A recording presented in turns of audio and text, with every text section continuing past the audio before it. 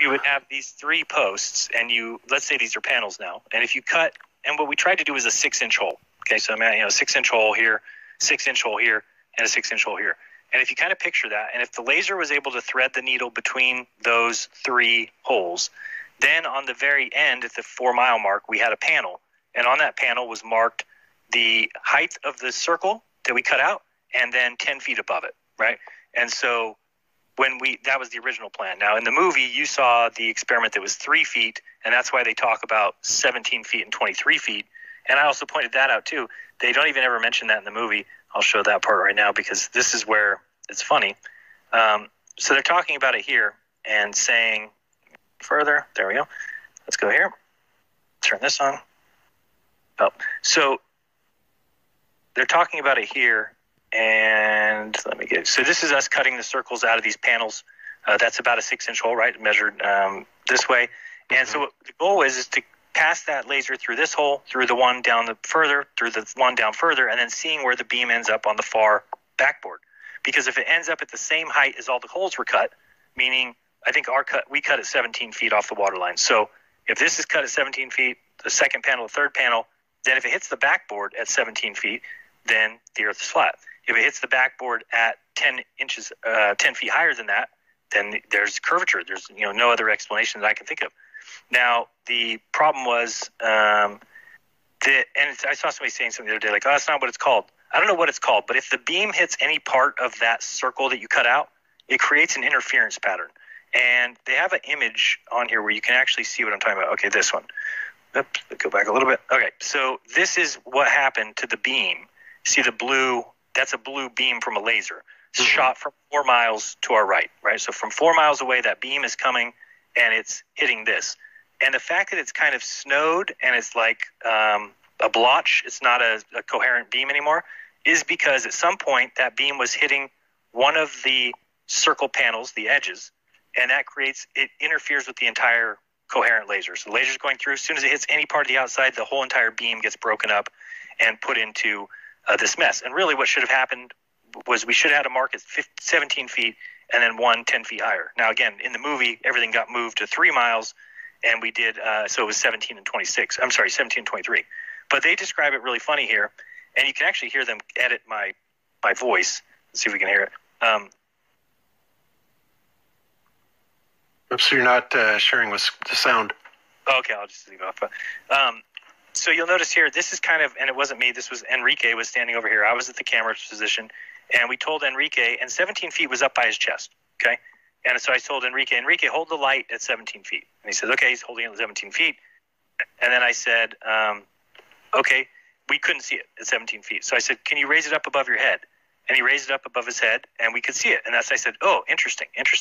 Because mostly why I was saying interesting there is, well, number one, that we had just seen moments earlier that we could see it at the level position, but we also could see it at the big position. So it was this constant thing of back and forth where for some reason sometimes we could see it, sometimes we couldn't. And when he held it up, now in the movie they act like this is curvature proof, and they say 23 feet. If you have a tape measure at home, go home tonight, hold something at your chest. You can just hold the tape measure. Now reach it above your head, extend the tape measure, and then check out how far that distance is. The distance between your chest and something above your head is 2.5 feet. Yeah, okay? It isn't 6. It isn't 6. Nobody stood on Enrique's shoulders and held the light up. So it was like even more towards the flat result than it was the curve result. And the fact that 2.5 feet would be more towards 17 than it would be 23. So anyway, we weren't able to determine, and nobody there was like, I think you've proven something. Let's keep, because we would have just kept repeating something. Even if that was what we saw, that all of a sudden we could only see the light when it was held above his head, we would have stopped there. We would have kept working on that to see if we could get something that was actually determinable. And there wasn't. It was all over the place. And if you read the email that she sent me, she admits that. She says, okay, I looked through this and I do see various results of you seeing the light both at 17, because that was my big thing. They said, why didn't you put scenes in the video that we saw it at 17 feet? And they said, oh, well, because you saw it at both 17 and 23. Like, well, we saw it at 17 and above his head, but it wasn't at 23. Like, everything they were saying was just wrong. Now, there's also other motion experiments that can be supposedly performed, but the ballers have never done these either. And these are something I would like to do. But, basically, if we're going in all these different directions at all these different high speeds, then we're talking about angular speeds, which are technically accelerations. These accelerations should be present enough that any accelerometer in a common cell phone should be able to detect it. It is, I think we should be able to feel it. But even if our vestibular system is not sensitive enough to feel it, I guarantee you that the accelerometers and other instrumentation can feel it, right? But do we have any evidence of that anywhere? Do we have anybody saying, oh, yep, here we are, we're going through perihelion right here, and during this period of time, we should be seeing an accelerometer increase in newtons, right, in the force that's being exerted on it? But do we see that? No, there is no such explanation. Nothing like that whatsoever. What I want to talk about right now is the way that, now if you guys are not familiar with Airy's failure, it was basically an optical experiment that he took a telescope and he filled it with water, which theoretically would have then slowed down the light that was entering into the aperture.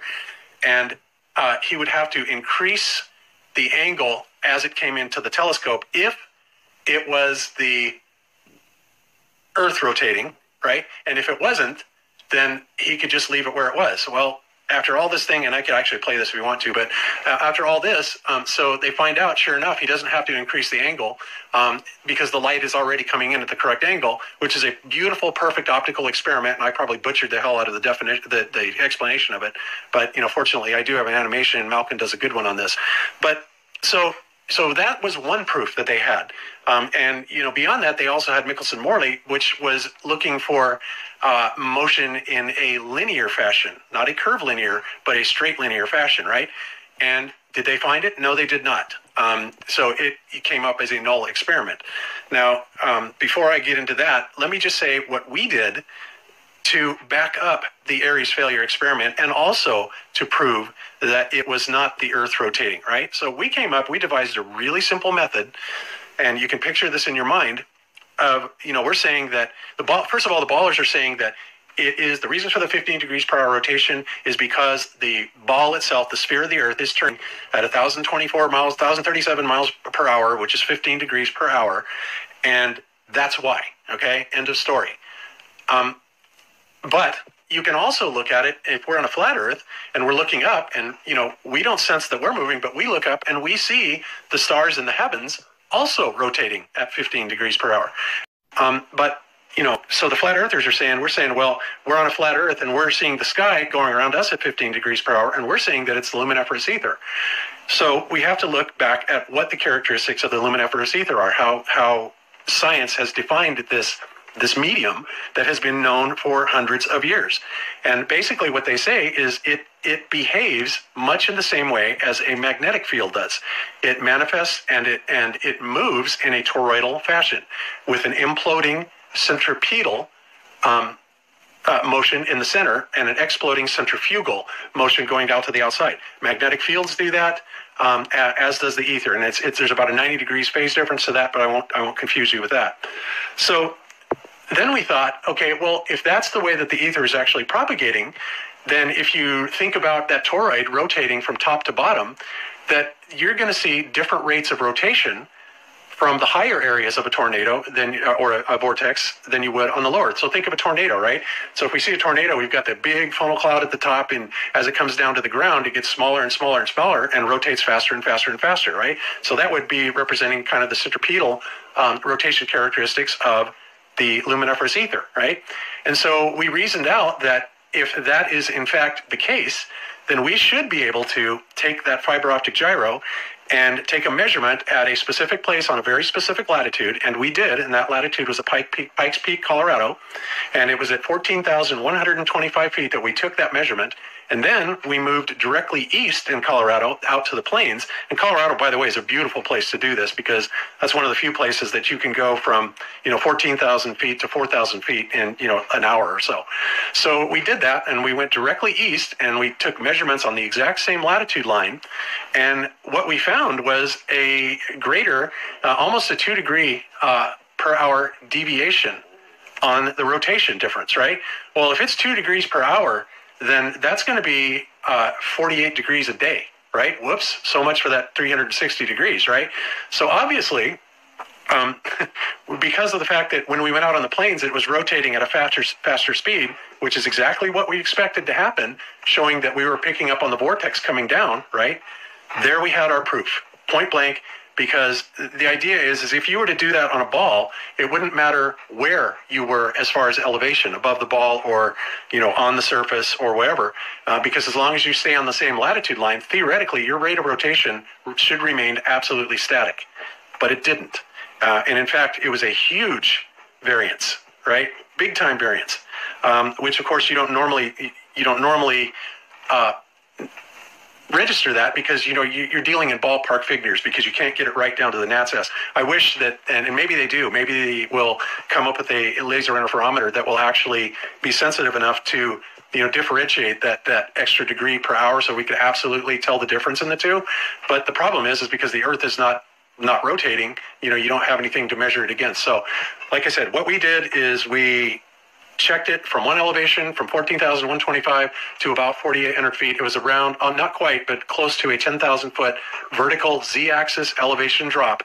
And we had almost a 2-degree variance per hour. Bada bing, there is your proof, hands down, that it is not Earth rotation, right? So now we have Aries failure and we have the FE core experiments, right? And we have also the complete lack of any instrumentation that should be showing us any movement from, any types of angular motion changes like accelerometers, going through events like aphelion or perihelion, when we should be making when we should be feeling dramatic changes. And again, like I said, the ballers will say, well, we can't feel it. And it's like, great, maybe we can't, even though I don't believe that, but we sure as hell should be able to measure it. Where are those measurements? Where are they? They're not there. They don't exist. Because if they did, they'd be shoving us down our throat, right? So there you have it.